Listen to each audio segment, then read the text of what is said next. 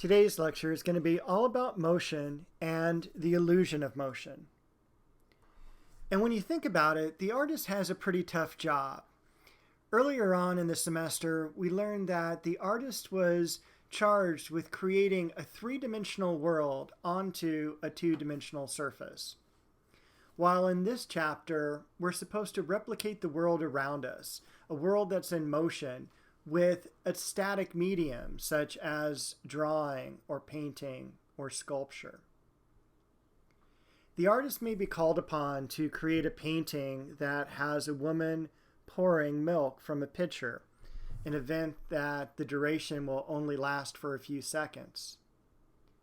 Or he might be called upon to paint an image of the aftermath of a sword fight or a duel, where the assailant walks off to the right while the victim is slumping slowly to his death off to the left.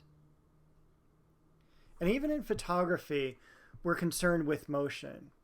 The photographer Henri Cartier-Bresson was a master at capturing what he called the defining moment of a photograph.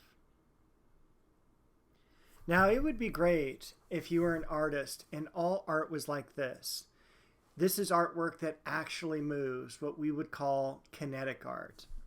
And this is a gigantic mobile that hangs up in the National Gallery of Art in Washington, D.C. The artist, Alexander Calder. So kinetic art is art that moves. And you can think about the term kinetic coming from the Greek word kinesis, which means movement. Kinetic art is a rather new category for us, though. It first emerged in art in the early 20th century. So back to this mobile here. It's about 72 feet across. It would be categorized as non-objective art because it's not made up of anything that we can physically identify. We just have a bunch of shapes and colors all held together by this one hook. And this mobile weighs in at just under half a ton.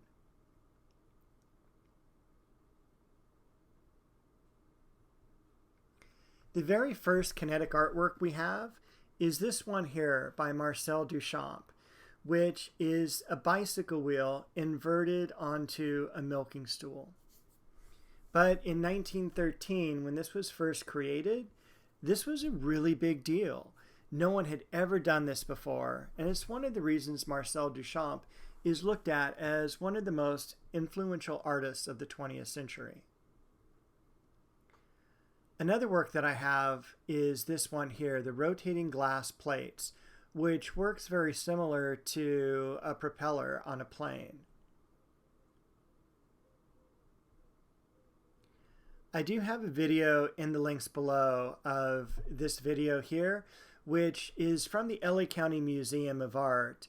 And the artist that you see in the center here, his name is Chris Burden, and he created basically this gigantic Hot Wheels track. And it's a really unique work, so make sure you watch the video for this. Now keep in mind, as I mentioned, kinetic art is relatively new. So prior to kinetic art, artists had to use illusionistic devices to portray movement.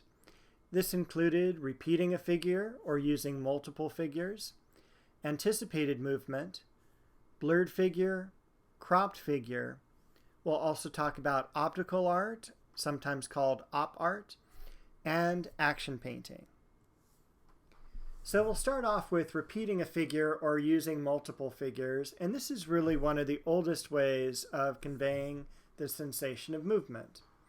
In the meeting of St. Anthony and St. Paul, we see St. Anthony on three different parts to his journey.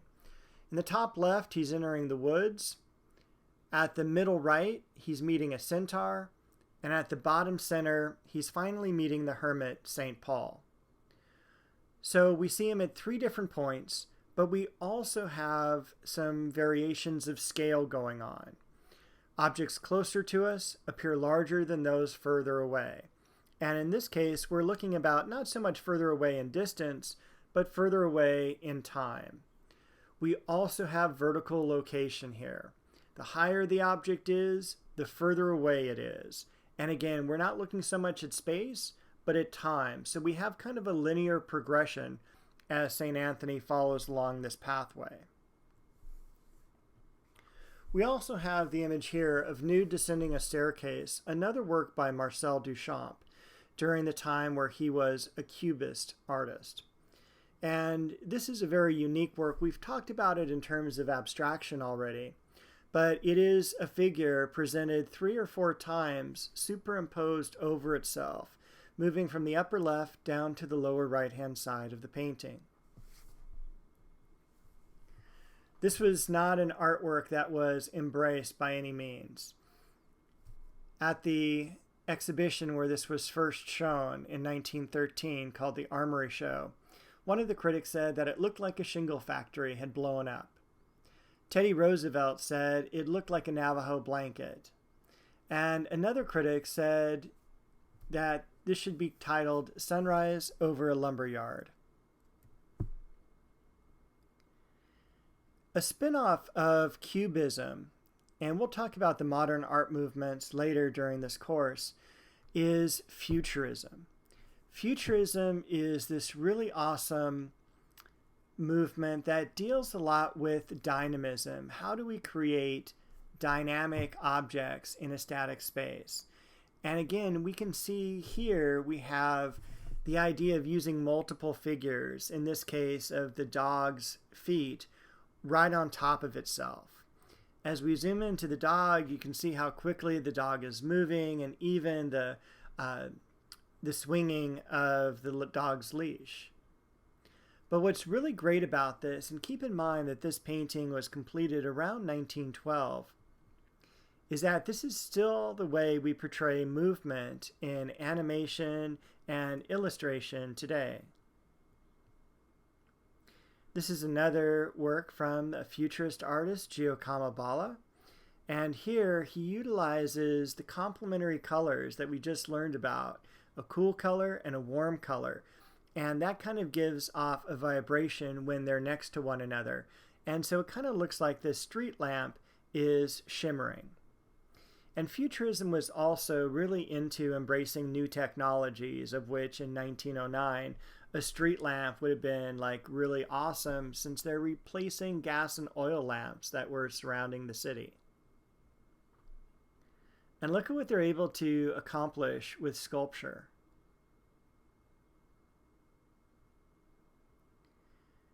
In 1895, Etienne Jules Marie writes this book called Movement. And in it, he talks about plotting the body's movement by using models dressed up in black outfits with metal rods going down their arms and their legs. Through stop-action photography, we're able to plot the body's motion.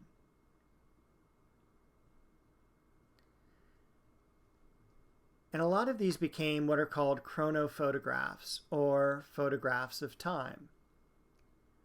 What's really terrific about this, and again, this is from the late 1800s, is that this is what the Lumiere brothers grab onto and take it a step further, and this is where we find the genesis of motion pictures.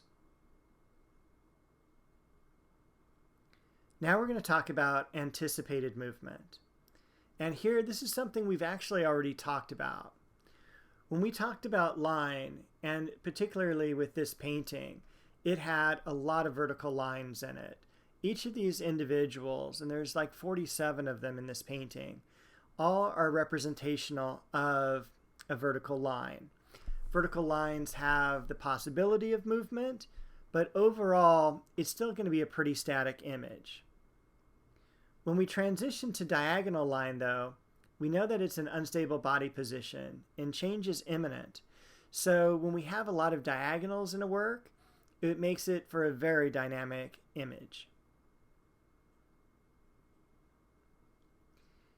And while we looked at painting, we'll look at a couple of sculptures now. We have Michelangelo's version of David at the left, and Gian Lorenzo Bernini's at the right. Michelangelo's version, the one we know the most of, one of the icons of art history, is representational of a vertical line. Whereas when we look at Bernini's work at the right, we definitely have this diagonal that we're working with. And whereas Michelangelo's David is kind of looking off to the distance, just seeing Goliath come over a rise of mountains, Gian Lorenzo Bernini's David is already in motion. We see that his body is twisted back, and he's about to use the slingshot to use the rock that's going to hit Goliath. And if you've never seen them in person, this is what they look like. Michelangelo's version is roughly 17 feet high, whereas Bernini's version is just about 5.5 feet tall.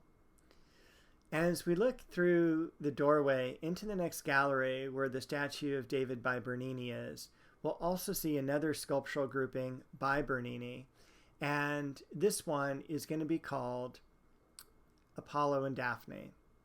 And this is really a great sculptural set. And personally, I think Bernini is a better sculptor than Michelangelo is, just simply because he captures that idea of motion. Daphne is a wood nymph, and she's trying to escape from Apollo, and she's begging the gods to help her. Right before he captures her, the gods facilitate her escape by turning her into a tree. And so you can see with the image at the left, the bodies are very human in form, but when we switch the sculpture over to the other side, we see that bark has already enveloped Daphne's body, her hands and fingers turning into branches and leaves. So it's really a wonderful effect, and also to think that this is being carved out of stone is really impressive.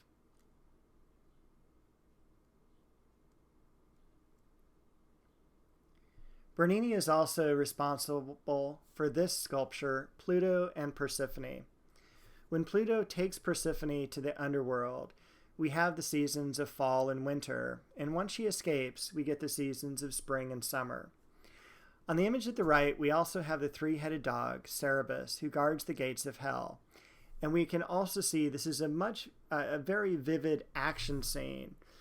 When we look at Michelangelo's version of the Pietà at the left, we see the mother very gingerly holding the deceased body of her son, where the image at the right is much more vigorous. The fingers are pressing into the flesh of Persephone. Then we're going to talk about a blurred figure, and I really don't have a definition for this except that it's a blurred figure. The idea that when a figure like this is blurred, it has to be in motion. And we see that a lot with photography.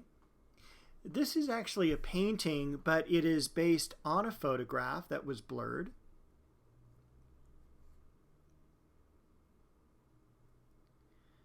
And so again, when we see something with a blurred image, we know that it's going to be in motion. A cropped figure works very much the same way. And we'll take a look at this drawing here actually by Degas, where it has the three ballerinas that are practicing. The ballerina at the left is cropped. She's truncated. She's cut off at the left-hand side of the frame. Now, this is very unique because this drawing's done in the late 1800s, around 1870. And prior to this time period, everything is going to exist within the frame of the painting. No one's going to be cut off like they are here. But since the invention of photography in 1839, we start to get a shift into what we consider modern art. And this work is very much with a modernist point of view. It's almost as if we're looking through a camera lens at this scene. And Degas is one of those individuals that really helps with breaking down the idea of the past and the present in terms of art. Modern art is all about the present day. And what happens with this ballerina is that we know that her right arm is extending out into our world, which is the present. It's no longer looking at these artworks and looking at a scene from the past. This is the present day. It is the here and now. The same thing with this ballerina image. It is definitely a modernist point of view as we're kind of hovering above this figure instead of seeing her straight on. Her arms both extend past the frames of the image, as does her dress. So again, it's a cropped figure, and we'll say that this figure is most likely in motion. We see cropped figures a lot in sports photography. And we also see them in comics.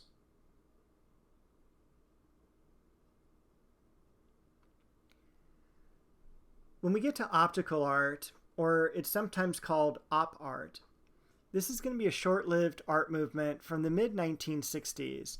Literally, the most famous time for this was 1964 to 1966.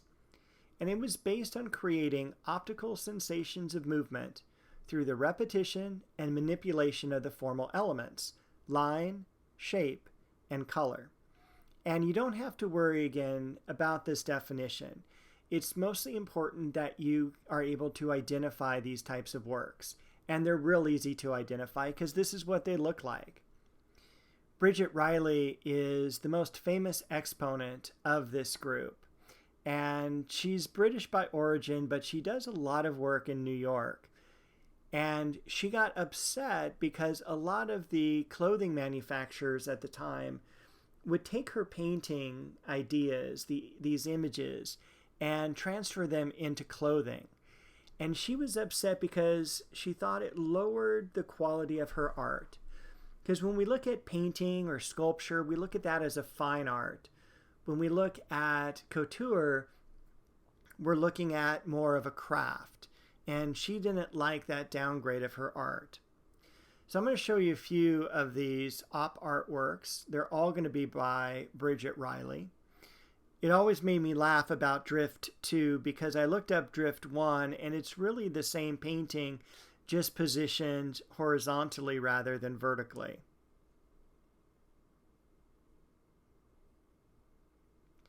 These paintings are all, as well, fairly large works, around 5 feet by 5 feet. So these do really envelop you when you stand in front of them.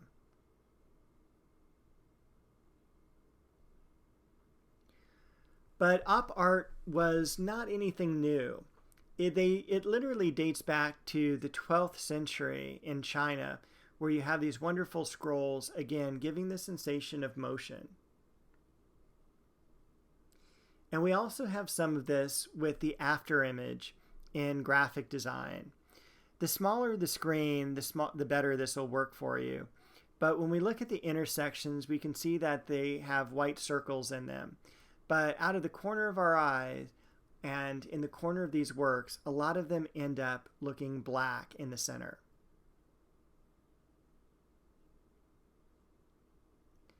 Our final term for this lecture is action painting.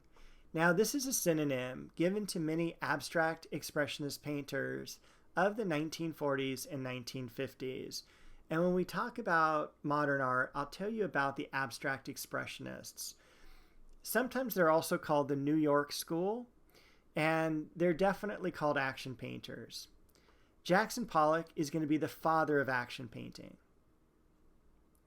And the reason they're called action painters is because they don't stand very idly by their canvas or by the easel. These people are physically involved with creating the works. As far as Jackson Pollock goes, he's going to pour and drip and splatter paint on the ground. That's what he's best known for, his drip paintings. And I'm also going to include a video in the links below where you can actually watch him doing these paintings. So when you look at this work here, it wasn't created on a canvas that was attached to an easel or the wall. The canvas was loose and it was thrown on the ground. And Pollock would walk around the corners of it. He would step into the center of it, the entire time flailing his arms, dripping, pouring, splattering paint. One of his nicknames at the time was Jack the Dripper. So don't forget to watch the video in regards to him creating the work, and I will see you at our next lecture.